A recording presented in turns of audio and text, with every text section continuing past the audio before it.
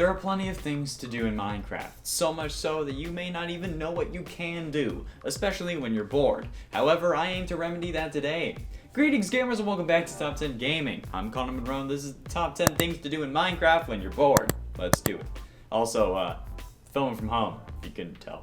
In 10, get all the achievements. Minecraft achievements, now known as advancements, are complicated and some even insane. From making a crafting bench to getting full netherite armor, there are advancements you may not even have heard of in this game. For example, Sniper Duel, a long forgotten advancement that has you need to kill a skeleton with a bow from over 50 blocks away horizontally. It doesn't count vertically. Or the hardest achievement, How Did We Get Here, where you have to have every single possible effect in the game, including but not limited to mining fatigue, blindness, wither, levitation, conduit, and dolphin's grace, along with every single possible potion effect, good and bad, along with all beacon powers. Well, I mean, technically you can use the beacon powers as the potion effects, but still. Requiring 6 beacons if you choose to go that route. So yeah, if you're bored, go grab the advancements that you haven't yet. It may take some time, but hey, you'll be a real Minecraft pro after. And 9, practice redstone. Redstone can be complicated, but with some practice and many YouTube tutorials, you can also learn the very basics of redstone. And with even more practice, I'm sure you can figure out the next big redstone contraption. I've learned some redstone by watching channels like Mumbo Jumbo and Il Mango, who provide redstone tutorials as well as crazy contraptions for you to enjoy. There's also plenty of other redstone videos out there, like our mob-proof skulk sensor-powered laser wall in Minecraft 1.17, but also basic things like how to condense redstone, and other farms that can be basic and helpful in the long run. So, if you're bored, try making a few farms, or a cool piston door or elevator, or hell, maybe even a walking house, or giant walking green head with a mustache. Whatever you want, really. In a day, build and battle in an arena. If you're tired of having to head out at night for some action, how about making a whole arena for combat? Yes, combat. While this may sound like a PvP thing, it's not. You either need to corral the mobs into the arena, or you can just use a mob spawner you found in a dungeon and pump those into an arena. And the longer you take to eliminate those enemies, the more difficult it would get. You can even use a basic mob farm, like one that's just like a giant cobblestone block, remember those? And use that to supply monsters for you to battle to the death. Of course, you can expand upon this and make it more interesting by using challenges like no armor and no weapons, and I suggest finding ways to remove the creepers. Probably some sort of mob sorter with trapdoors and stuff, but nonetheless it will be incredible and you will be so happy that you decided to do it. Maybe even an auto helmet equipping station if you're that bored, so you can use it during the day, so you know the zombies and skeletons don't burn. Or just put a load of lighting up top if you're gonna do it underground. And 7, build a city. Modern cities are beautiful in Minecraft. They can cover vast expanses of land and give you a real big project to work on. So if you're looking for something to do in your world, how about tearing down a nice tiny village and covering it with industry? Make the villagers live in apartment buildings and overcharge them. Plus then also raise their rent during a pandemic and give no explanation as to why the rent is increasing, since the quality of living in their building hasn't actually gone up in the slightest. And you aren't doing anything to fight the pandemic aside from telling people to report people that aren't wearing masks, because, you know, it's not your job or anything. Nevertheless, see what I did there? You'll improve on your building skills as well as have another project that will look amazing, especially with shaders. I recommend the BSL shaders personally. It's hard to find shaders with good interior lighting and this one does it extremely well. But sand is a little bright for me, but that could be my graphic settings and the fact that I don't know how to customize a shader pack. But then again, I'm also pasty as hell, so sand is kind of on par with me. You can look up some inspiration online or hell, even make a modern city in a mod pack, okay? There's plenty of things you can do. Or you can just make a tiny little fishing village. Whatever you want. And in 6, practice flying. Elytras are an endgame item that will help you get around your world in a much faster and easier way. With a gunpowder farm, you'll be zooming around like nobody's business. However, getting good at flying really does take time. So I suggest that if you're getting bored, go get an elytra if you haven't yet and build a flying course. You can make it as easy or as difficult as you like, and you can use it to work your way up to flying through 1x1 gaps. This will take time, but it will be incredibly impressive in the long run, and this skill will stay with you for whatever worlds or whatever servers you play on next, potentially giving you an unfair advantage in the long run. So do it! Fly through a 1x1 gap, baby, you'll be golden. Halfway through number 5, play with others. Inviting others to your Minecraft world is one of the easiest ways to spice up a playthrough. All you need is other people, which honestly is fairly difficult, especially given the world's current situation.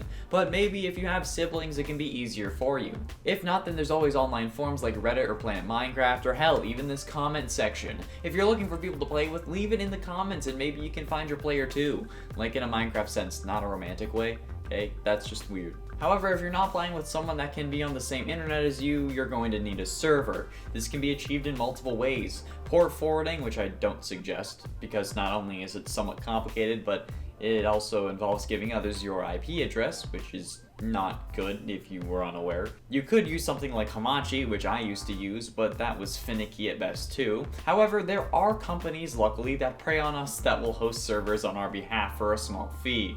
These servers can range anywhere from $9 a month to hundreds, depending on the company and the size of the server, but you can also get a realm from Mojang for around $10 a month. This can work well for those with a small friend group who enjoy playing vanilla, but honestly, realms are kind of limited, and honestly, pretty trash. Only 11 people allowed on max, no mod compatibility, and if the realm server is shut down, they could be down for a while because Mojang doesn't prioritize them. I have both a hosted server and a realm, and while the hosted server is more expensive, I appreciate the ability to add mods and switch between things if it's a Java or a Bedrock server, or if I want different mod packs, stuff like that on a whim. So keep that in mind when you're looking for a server. Also, don't put your IP address in the comments unless it's like a publicly hosted server, okay? Like if you are buying one from like a place and they give you a number, that's fine, you can use that, but don't put your own IP address in the comments. That's horrible.